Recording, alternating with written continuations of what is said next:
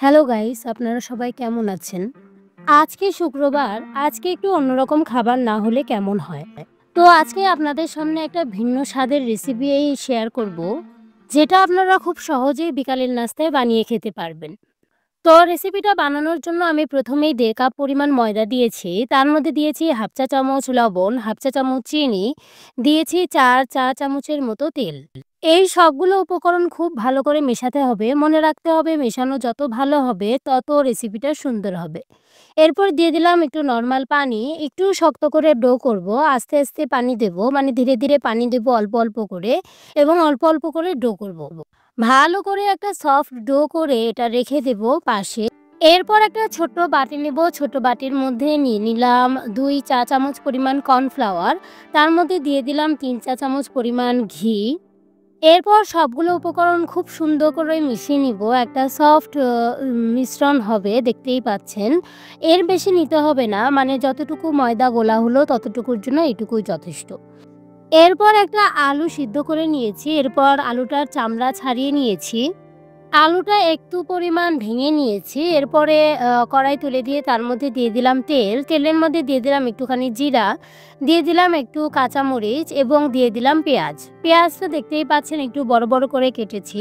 পেঁয়াজটা দিয়ে দেওয়ার পর সকল মশলা দিয়ে দিলাম। দিয়ে দিলাম গরম মশলার গুঁড়া, দিয়ে দিলাম ধনিয়ার গুঁড়া, গোলমরিচের গুঁড়া, জিরার গুঁড়া এবং তেজপাতার গুঁড়া। সবগুলো দিয়ে ভালো করে মিশিয়ে নিব। এরপর আরেকটু সামান্য তেল দিয়ে এই পেঁয়াজটা একটু নরম হওয়ার অপেক্ষা করব। এরপরে দিয়ে দিলাম হলুদ। হলুদের পর দিয়ে দিলাম একটুখানি আদা রসুন এবং জিরা বাটা। সবগুলা মিশ্রণ একটু ভালো করে মিশিয়ে নিয়ে দিয়ে দিলাম আলু। এটা কিন্তু হওয়ার দরকার নাই, মানে মশলাটা একটু পরিমাণ হয়ে গেলেই এর মধ্যে আলু দিয়ে মিশিয়ে নামিয়ে নিলেই হবে। মানে এটা রান্না হওয়ার কোনো অপেক্ষা করার দরকার নেই। এই অবস্থায় আলুটা অনেক টেস্টি লাগে।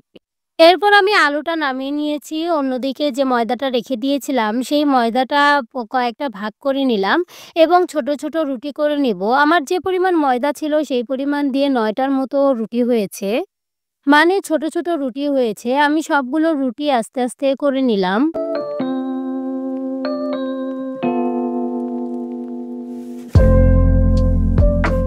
রুটি বেলার পর আগে প্লেটে একটুখানি ময়দা ছিটিয়ে দিব, তার উপর রুটি রেখে দেব।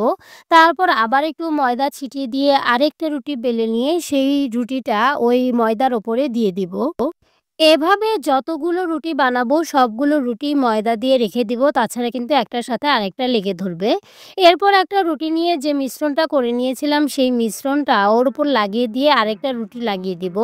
তার ওপর আবার একটু মিশ্রণ দিয়ে আবার আরেকটা রুটি লাগিয়ে দিব। আমার যেহেতু ৯টা রুটি হয়েছিল আমি সবগুলোই লাগিয়ে দিয়েছি।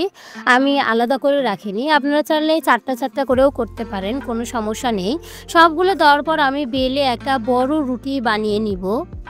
একটা বড় রুটি বানিয়ে নেওয়ার পরে এটা ভাঁজ দিব এবং ভাঁজের মাঝে, মাঝে ওই ঘি এবং কর্নফ্লাওয়ারের যে মিশ্রণটা সেটা লাগিয়ে দিব।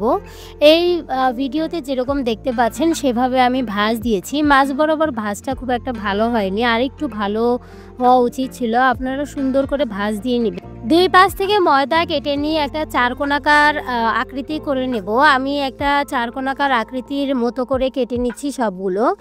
এইগুলো সবগুলো কেটে নেওয়ার পর বেলুন দিয়ে বেলে চারকোণাকার আকৃতি করে নেব। এর ভেতরে কিন্তু আমরা আলুর পুরটা বসাবো, সেই অনুযায়ী আপনারা অবশ্যই বেলুন দিয়ে বেলে নেবেন। তো আমি চারকোণাকার ভাঁজ করে নিয়ে মাঝখানে একটু আলু দিয়ে ২ পাশ থেকে এটা লাগিয়ে দিলাম। এইভাবে আমি সবগুলোই করে নিলাম, মানে যতগুলো হয়েছিল আর কি। এই ভাঁজের মাঝে, মাঝে যেই মিশ্রণটা দেওয়া হয়েছে এর জন্য এটা খুবই মুচমুচে হবে। এরপর কড়াইয়ে দিয়ে দিলাম। কড়াইয়ের জালটা মিডিয়াম থেকে লোর দিকে থাকবে। একটু আস্তে, আস্তে হলে খুবই ভালো হয়, তাহলে ভিতর অবধি হবে এবং খুবই সুন্দর মুচমুচে হবে। এটা কিন্তু ডুবো তেলে ভাজতে হবে। কতটা সুন্দর লাগছে, কতটা মুচমুচে হয়েছে সেটা ভিডিওতে দেখেই বোঝা যাচ্ছে। এইটা কিন্তু অনেক টেস্টি হয়। আমার ক্যামেরার জন্য মানে রাত হয়ে গিয়েছিল, এই কারণে আমি খুব ভালো করে দেখাতে পারছি না। আমি একটা ভেঙে দেখাই যে ভেতরে আলুর পুরটাও কত সুন্দর লাগছে। এটা কিন্তু অনেক টেস্টি রেসিপি, অবশ্যই বাসায় ট্রাই করবেন, ট্রাই করে জানাবেন। ভিডিওটি দেখার জন্য ধন্যবাদ। ভিডিওটি যদি ভালো লেগে থাকে তাহলে লাইক, কমেন্ট এবং শেয়ার করতে পারেন। সাবস্ক্রাইব করে পাশে থাকতে পারেন। Thank you.